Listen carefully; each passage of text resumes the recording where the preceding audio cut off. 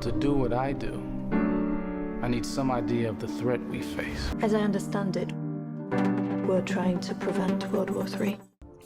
Tenet, an action-adventure, drama, mystery, suspense, science fiction fantasy. And that's just straight off the web. Directed and written by Christopher Nolan. He's brought us some pretty great films like The Dark Knight, Inception, Interstellar, and The Prestige. And depending on your taste in films, I think that this is a pretty cool film that Christopher Nolan can now add to the archive. So Tenet is about a secret agent who embarks on a dangerous, time-bending mission to prevent the start of World War III. And that's just the quick, easy plot synopsis of this film, which has a very complex plot that honestly requires a lot more detail, but that's just a general description from a Google search. So I watched Chris Stuckman's review of this film, and yeah, big fan of Chris, by the way. Sup, Chris? So I've seen his review of this film, and I gotta say that I agree with him on this one because it does seem like the type of film that you're probably gonna have to take maybe a second or even a third watch to really truly appreciate this type of film. I really enjoyed Tenet. I gotta say there's a few specific things that I really want to discuss first before moving forward into the review. So let's start with the visuals. Honestly, I have to say Tenet was visually riveting. Once again, Christopher Nolan teams up with this very talented cinematographer named Hoyte van Hoytema, which I'm pretty sure I butchered his name. I'm sorry in advance, to give our eyes one hell of a spectacle. This guy is really good at what he does.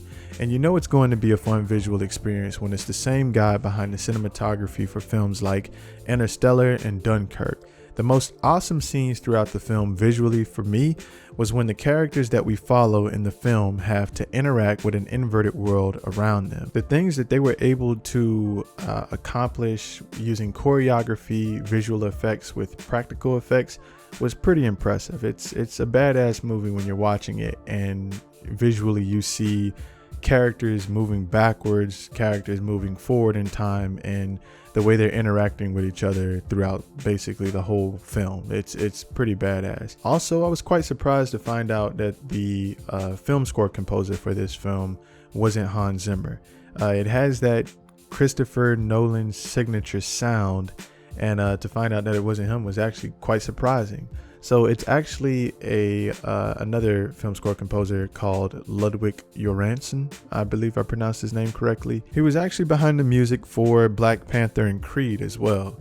And I enjoyed his work in those films though. Still great, but I prefer the way Hans Zimmer scores just give you the chills. Now for the character development, for me personally, that was probably the weakest element of the film, because it was sort of non-existent to a degree. It's certainly more plot driven than character driven. I mean, there's some character driven moments, but this film focuses more on the order and rules of this inversion technology and how it affects the world and those around it. And with the film having this stance, it feels like we never truly gain a bond, an emotional bond with the characters. We are mainly just here for the ride, or at least that's what I felt. Not so much to latch on or grow a love for the characters, but more so to be fascinated by the concept that Christopher Nolan has sort of shaped here. Also, I have to admit, you know, John David Washington and Robert Pattinson's performance here, it was really awesome. I really enjoyed watching those two on screen, man. They just at the same time,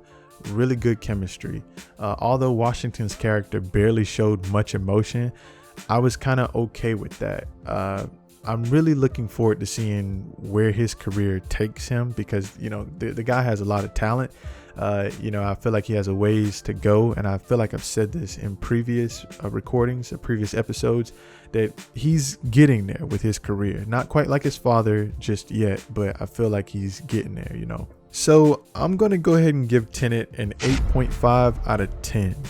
Because it's visually stunning, intriguing, and it has some great performances across the board. And although it's not Nolan's best film, it's probably able to stand in a room or at least next door to some of his greatest films, in my personal opinion. I'm just saying there's a place for it in his catalog. You know, that's pretty much, you know, my thoughts on Tenet. I thought it was a pretty good film. I enjoyed it. I'm definitely going to end up watching it again, not in theaters right now, but once it's released on DVD, Blu-ray, I'll try to pick it up, give it a second watch, and let me know if you guys are interested in spoiler content or me doing spoiler analysis type videos, and we can, see where that goes.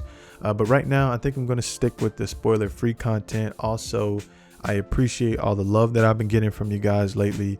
That's making me want to evolve with the channel and just change up the way I do basically everything right now. As you guys can see, this is my first on-screen sort of presentation, so hopefully you guys like it. You get to see what I look like. Hopefully I'm pretty, I'm handsome, anyway, but thank you for that. Also, I want to go ahead and do a tribute to Chadwick Boseman, man. I just wanted to say rest in peace, Chadwick Boseman. We've lost an amazing talent and someone who seemed to be a kind spirit from the film industry. He's left quite a footprint throughout his lifetime, and his legacy will live on.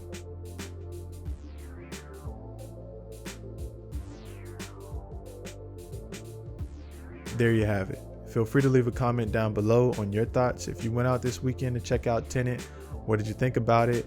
Also, thank you for watching, and if you enjoyed the video, please subscribe.